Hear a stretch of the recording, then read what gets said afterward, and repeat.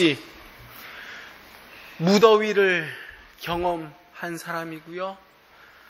누구도 경험해보지 못한 그러한 살인적인 공포 속에서 살았던 사람이고요. 평생 무더위와 가중한 노동 가운데서 믿음을 지키며 그에게 주어진 하나님의 사명을 이룬 그러한 사람이 오늘 소개되고 있습니다.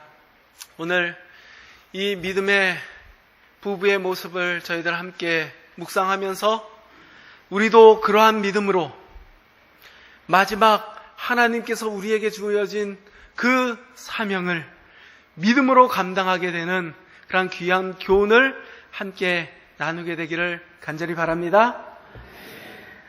오늘 히브리서 11장 23절 말씀 우리 함께 좀 합독하도록 하겠습니다. 믿음으로 시작. 믿음으로 모세가 낳았을 때 그 부모가 아름다운 아이임을 보고 석 달 동안 숨겨 임금의 명령을 무서워 아니하였다. 그렇습니다. 오늘 여기 한 부부가 등장합니다. 이 부부는 사실 이 부부보다 자녀가 더 유명한 사람입니다.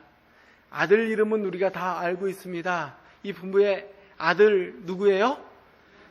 모세의 부모입니다.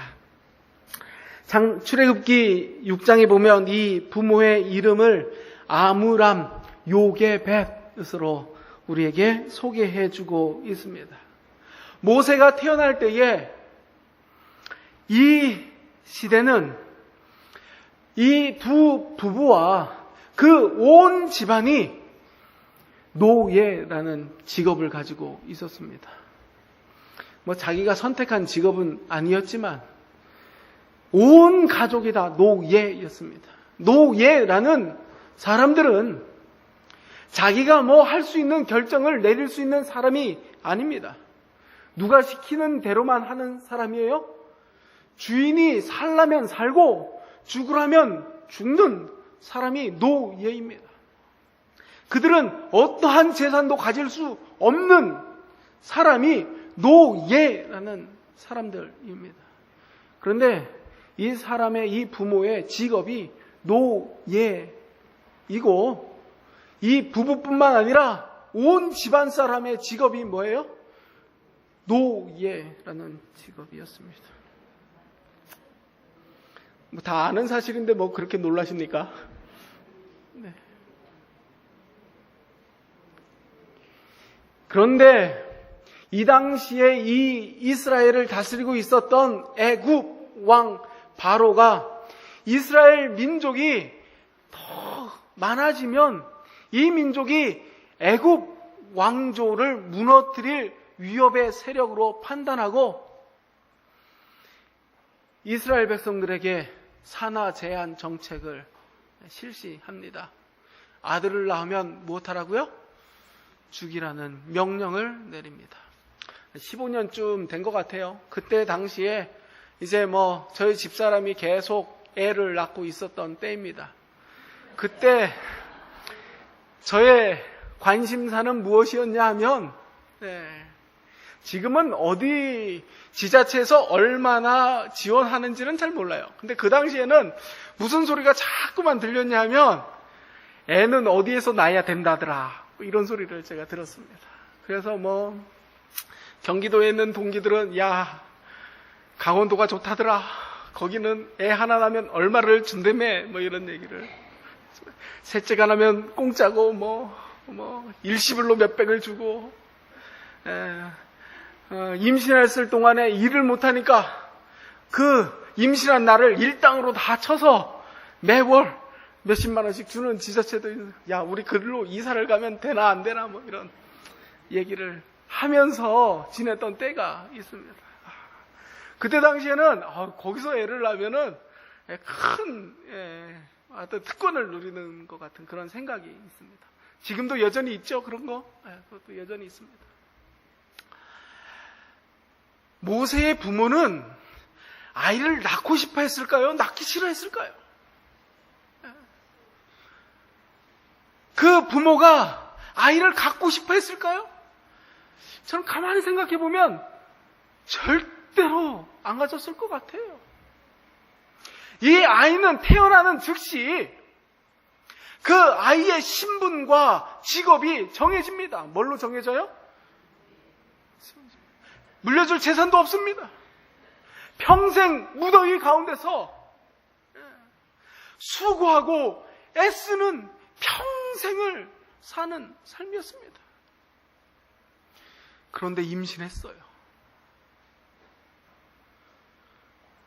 이 부모의 기도가 무엇일까요?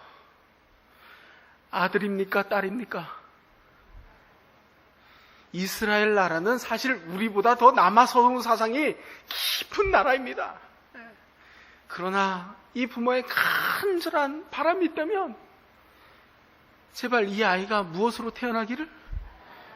딸이었으면 좋겠다. 그런 마음이 들었을 것 같아요.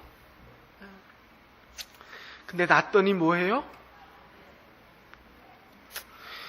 낳았더니 아들입니다. 아들이면 자기 손으로 이 아이를 하천에 던져서 죽이든지, 아니면 이 아이를 키우고 있다 발각되면 이 아이도 죽고 누구도 죽어요? 부모도 죽는 그러한 시대에 이 부모가 이 아들을 보았을 때 그 마음이 근심이었겠습니까? 기쁨이었겠습니까? 근심도 보통 근심이 아니죠. 그냥 어디서 나면 지원금 몇십만 원 더 준다더라, 더 못 받는다더라 하는 그런 근심 말고요. 정말 온 가족의 생명이 달린 그러한 근심과 이 가련한 아이를 그냥 버려둘 수 없는 그 모성적 본능에 의한 그 다할 수 없는 슬픔이 이 가족에게 있었겠죠. 그러나 이 두려움과 공포의 시대에 모세의 부모는 태어나는 이 아들에 대하여 어떠한 대가를 지불하고 키우기로 결심합니다. 오늘 부모는 그 모세의 부모가 그렇게 할 수 있었던 이유가 믿음 때문이었다라고 기록을 하고 있습니다. 과연 모세 부모의 믿음은 어떤 믿음입니까? 두 가지로 정리합니다. 믿음은 두려워하지 않습니다. 따라 하시겠습니다. 믿음은 두려워하지 않습니다. 증언해 보면 이스라엘 민족이 이러한 심한 핍박을 당하는 것은 그 당시 애굽 왕인 바로의 정책 때문이었다라고 기록하지만 사실 그 뒤에는 누가 있었어요? 사단이 있었던 것이죠. 바로의 생각과 계획을 주장하고 있는 바로 뒤에 있는 사단이 있었던 것입니다. 증언은 이렇게 기록합니다. 사단이 이 일의 선동자였다. 사단은 이스라엘 백성 가운데서 구원자가 나리라는 것을 알았으므로 왕으로 하여금 그들의 자녀를 멸하도록 하여 하나님께서 계획하신 바를 좌절시키려고 하였다라고 말합니다. 이 일의 선동자가 사단이었습니다. 그런데 본문은 모세가 태어났을 때 모세 부모는 믿음으로 왕을, 임금의 명령을 무서워하지 않았다라고 기록합니다. 그 까닭은 믿음이라고 이야기합니다. 모세의 부모가 두려워하지 않은 것은 사실 바로 임금이 아니라 사단의 역사 또한 믿음의 부모는 무서워하지 않은 것입니다. 왜 무서워하지 않았는가? 성경이 시기를 이렇게 기록합니다. 그 태어난 아기가 아름다운 아이임을 보고라고 기록을 합니다. 이 아이가 태어났는데 생기기를 어떻게 생겼어요? 잘생긴 것 같아요. 잘생겼어요. 잘생긴 아이를 죽이려니까 너무 아까웠던 것 같아요. 이것은 그냥 성경의 1차적인 모습이고요. 이 모세의 부모가 모세를 낳은 이 이야기가 성경에 3번 기록되어져 있습니다. 히브리서 11장에 기록되어져 있고, 사도행전에 기록되어져 있고, 출애굽기 2장에 기록되어져 있어요. 근데 사도행전에는 이렇게 기록하고 있습니다. 사도행전 7장 20절 말씀해 보니까, 그때에 모세가 낳는데 하나님 보시기에 아름다운지라. 누구 보시기에 아름다웠다고요? 하나님 보시기에 아름다운지라. 출애굽기에는 이렇게 기록합니다. 출애굽기 2장 2절에 그 여자가 임신하여 아들을 낳으니 그가 잘생긴 것을 보고 석 달간 숨겼다라고 기록합니다. 근데 여기 잘생긴 것이라는 이 말이 똑같은 말이 무슨 말이냐면 창세기 1장 31절에 하나님께서 사람을 창조하시고 보시기에 심히 무엇했더라? 좋았더라라는 말과 이 잘생겼다, 준수하다는 말이 똑같은 말입니다. 그러니까 이 부모가요, 어떠한 기도를 이 아이를 임신해서 드린지는 정확하게 기록해 놓지 않았지만 이 아이가 태어난 것을 보고 나서 이 아이를 통한 하나님의 섭리가 있음을 이 부모가 믿음으로 확신하게 된 것입니다. 하나님께서 사람을 만드시고 보시기에 심히 좋았더라 하는 그 말씀은 이 사람으로 말미암아, 이 창조한 사람으로 말미암아 하나님의 뜻이 이제 온전히 드러났다라는 말과 똑같은 의미인 것입니다. 하나님의 섭리가 이 아이에게 있음을 이 부모가 알게 되었습니다. 하나님의 섭리가 이 아이에게 있는 것이 분명하다면 이제 이 부모의 결심은 하나님의 뜻을 이루는 믿음을 갖게 하는 것입니다. 그리고 그러한 믿음으로 임금의 명령과 사단의 계략을 더 이상 두려워하지 않았다라는 것입니다. 이 부모의 믿음을 증언 말씀은 이렇게 기록합니다. 갓난아이는 준수하였고 그 부모는 이스라엘의 해방 시기가 가까이 이르러오고 있다는 것과 하나님께서 당신의 백성을 위하여 한 구원자를 일으키시라는 것을 믿고 그들의 아이가 희생당하지 않게 하기로 결심하였다. 하나님께 대한 믿음은 그들의 마음을 강하게 해주었으며 임금의 명령을 무서워 아니하였다. 그렇습니다.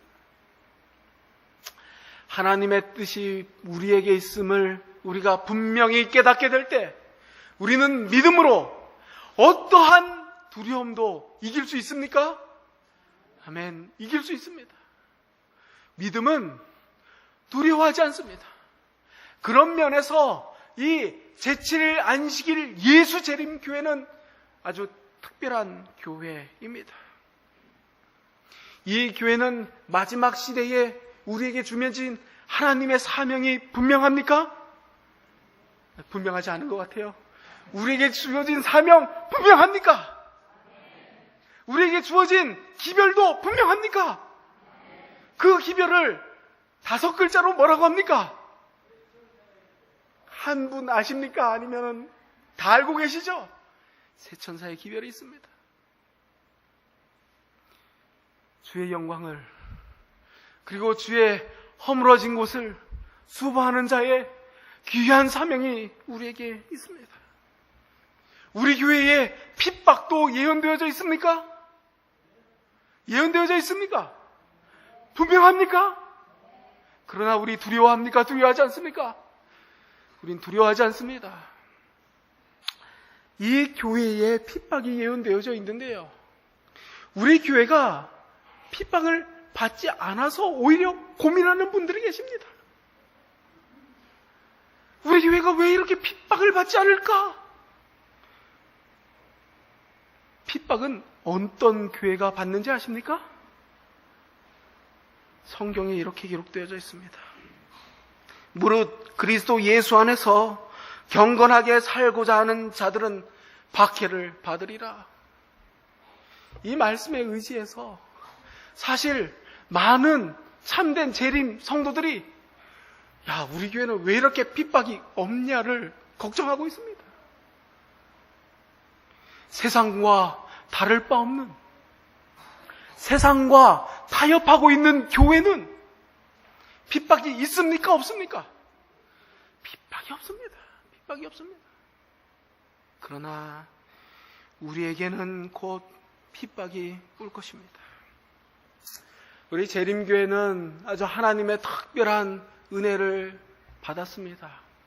증언의 기별을 통하여 또 깨닫는 성경의 진리를 통하여 마지막 때에 우리에게 일어날 일들을 그냥 막연히 알고 있는 것이 아니라 아주 현미경처럼 세세하게 하나하나를 다 우리에게 가르쳐 주셨습니다. 마지막 사단이 우리에게 교묘한 속임수로 교회를 흔들고 세상의 정치 권력과 연합하여 짐승의 우상이 세워질 것입니다. 우리는 그때 다시 한번 우리가 가진 기별을 높이 증거하게 될 것입니다. 그때의 흔들림이라는 작은 혼란이 우리에게 이르러 올 것입니다. 왜요? 우리는 더 이상 세상과 타협하지 않고 세워진 짐승의 우상에게 경배하지 않기로 선택하였기 때문에 우리에게 핍박이 오는 것입니다. 그때 세상은 우리를 향하여 조롱할까요? 조롱할 것입니다. 뭐라고 조롱할까? 제가 상상을 해봅니다. 뭐라고 조롱할까? 제가 몇 가지 예를 좀 들어드리겠습니다. 혹시 궁금하시는 분들 계셔서 이런 조롱 받으시면 내가 믿음대로 살고 있구나 생각하시면 됩니다. 예수님 믿으면 똑바로 믿어야지. 쟤는 좀 너무 지나친 것 같아. 이런 소리 듣는다면 내가 똑바로 믿고 있구나 이렇게 생각하시면 됩니다. 그때의 세상은 참된 성도들을 향하여 하나님의 법을 지키면서 신실히 살고자 하는 자들을 향하여 광신도로 빼도할 것입니다.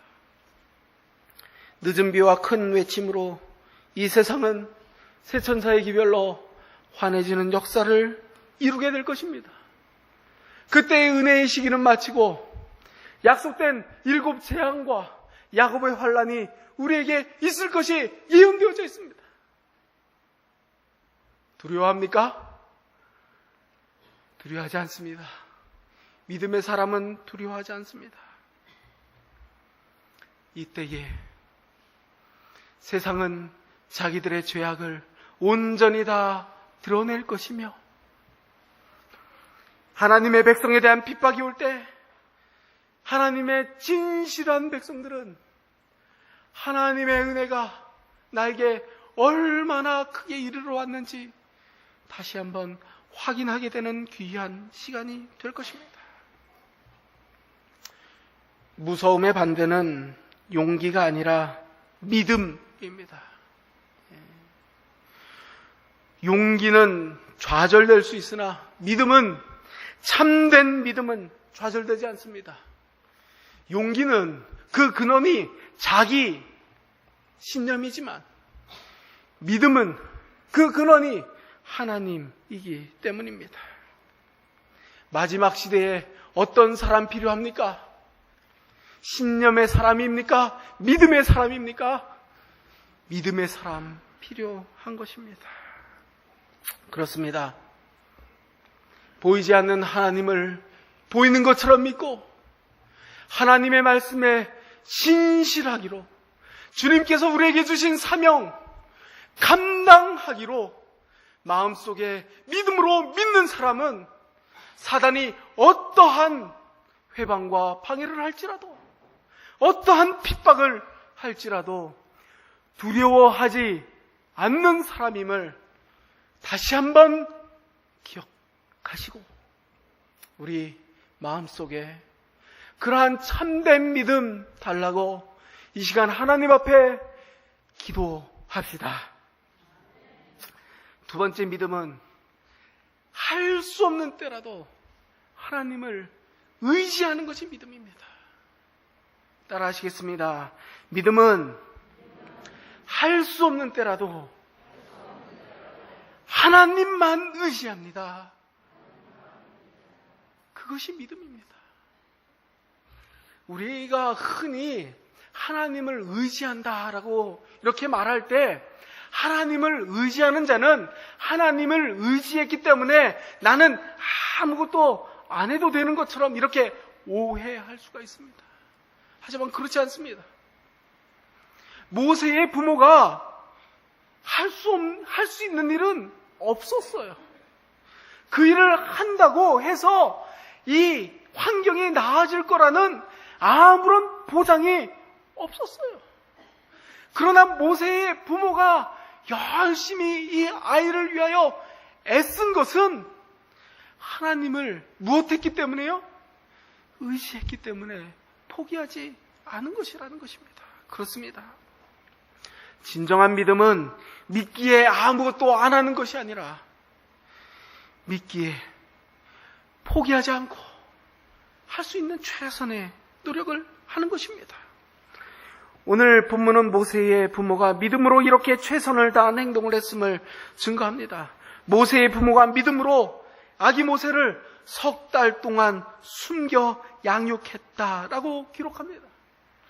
이 히브리서의 근원이 되는 본문인 출애굽기에 보면 3달이 되매 더 이상 숨길 수가 없으므로라고 이 상황을 표현합니다. 이 부모는 이 아이를 양육하기 위하여 들키지 않게 키우고자 아주 최선을 다했습니다. 3달 동안 하니까 보민이하고 주혁이가 자꾸 생각이 나더라고요. 2만 배쯤 됐겠구나. 교회에서 빽빽 우니까 저 뒤에 가서 이렇게 있는 부모의 모습을 보면서 아이가 크니까 더 이상 숨길 수가 없구나 라는 그런 생각을 합니다. 숨길 수가 없었습니다. 더 이상 숨길 수가 없었습니다. 그래서 이 부모는 이 아이를 나일강 하구에 갖다 놓기로 결심합니다. 그래서 이 아버지가 나가서 갈대 상자를 만듭니다. 최선을 다해서 만듭니다. 그리고 안과 밖을 역청으로 잘 칠해서 결단코 물이 새지 않게 만듭니다. 여기 이 상자가 사실 창세기 6장에 나오는 노아의 방주와 똑같은 단어입니다. 하나는 방주로 번역이 되고 하나는 상자로 번역이 되었습니다. 노아가 세상을 구원하고자 방주를 만드는 심정으로 이 아버지가 최선을 다하여 상자를 만들고 아이를 눕힙니다. 그리고 나일강에 갖다 놓습니다. 그런데 그냥 놓지를 못해요. 그 누이도 최선을 다합니다. 누이는 어떻게 해요? 강가에 쫓아가서 그 갈대 상자가 잘 있는지 하루 종일 거기에서 그 상자를 바라보고 있습니다. 엄마는 뭐 했을까요? 엄마는 뭐 했을까요? 그냥 대충 기도했을까요? 어떻게 기도했을까? 상상을 해보면 눈물이 납니다. 어떠한 심정으로 집에서 이 아이를 누가 갖다 놨는지는 모르지만 어떠한 심정으로 이 엄마 기도하고 있었을까? 부모가 최선을 다하는 것입니다. 하나님께 최선을 다하여 의지하고 있는 것입니다. 이후에 일어난 일들은 우리가 잘 알고 있습니다. 참 놀라운 하나님의 역사가 일어나게 됩니다. 진정한 믿음은 진정한 행동을 낳게 되는 것입니다. 최선의 믿음은 최선의 행동을 낳는 것입니다. 우리의 삶이 아무리 어려울 때라도, 아무리 우리의 환경이 절망스러울 때라도 우리 모세의 부모처럼 하나님 의지해야 합니까? 하나님을 의지해야 됩니다.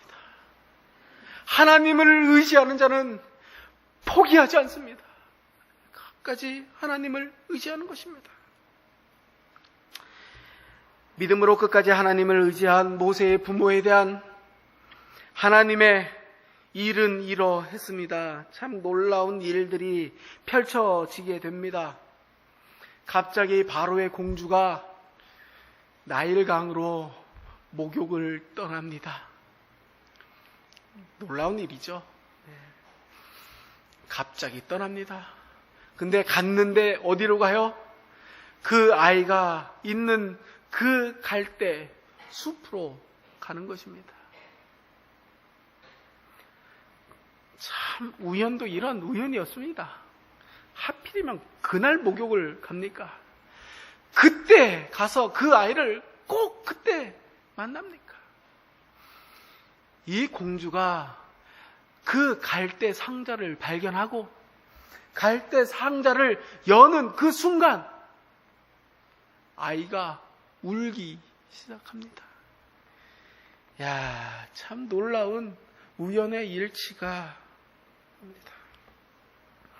한눈에 이 공주는 이 아이가 어느 민족 아이인지 알았습니다. 그리고 이 아이가 이곳에 왜 이렇게 버려졌는지 그 상황도 이 공주가 다 알았습니다. 그런데 이 아이가 갑자기 웁니다. 증언해 보니까 그 어린 아이의 눈물은 공주의 동정심을 불러 일으켰다. 갑자기 측은한 생각이 들었습니다. 재수없어. 이래야 정상인데. 키우고 싶은 생각이 들었습니다. 그래서 공주가 결심합니다. 이 아이 궁중에 데려다가 내 양자로 삼아서 키워야지 라고 결심합니다. 그래서 한 유모를 뽑습니다. 그런데 누가 뽑혀요? 참 우연하게도 모세의 엄마가 딱 뽑힙니다. 그래서 이제 모세의 엄마는 모세를 통해서 매달 정기적으로 정부에서 주는 보조금을 받으면서 안전하게 모세를 키웁니다. 우연입니까? 증언의 말씀은 이렇게 기록합니다. 어머니의 열렬한 기도가 그의 아들을 하나님의 보호에 의탁하게 되자 눈에 보이지 않는 천사들이 바로의 딸을 그곳으로 인도하였다. 하나님께서는 그 어머니의 기도를 들으셨고 그 어머니의 믿음은 보상을 받았다. 나폴레옹 사전에 없는 단어가 있습니다. 무엇입니까? 불가능은 없다. 교문립교회 사전에 없는 단어가 있습니다. 교문립교회 사전에 없는 단어는 우연이라는 단어는 교문립교회에 없습니다.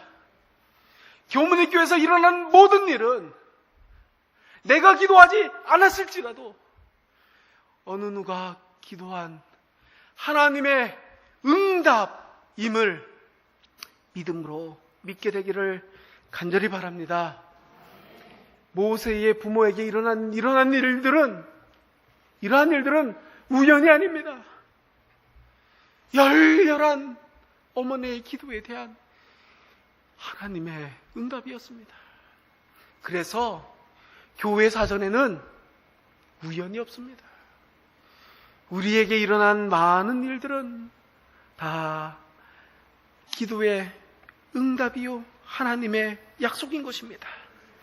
그래서 히브리서 11장 6절에는 이렇게 기록합니다. 믿음이 없이는 기쁘시게 못하나니 하나님께 나아가는 자는 그가 반드시 그가 계신 것과 또한 그가 자기를 찾는 자들에게 상 주시는 이심을 무엇해야 된다고요?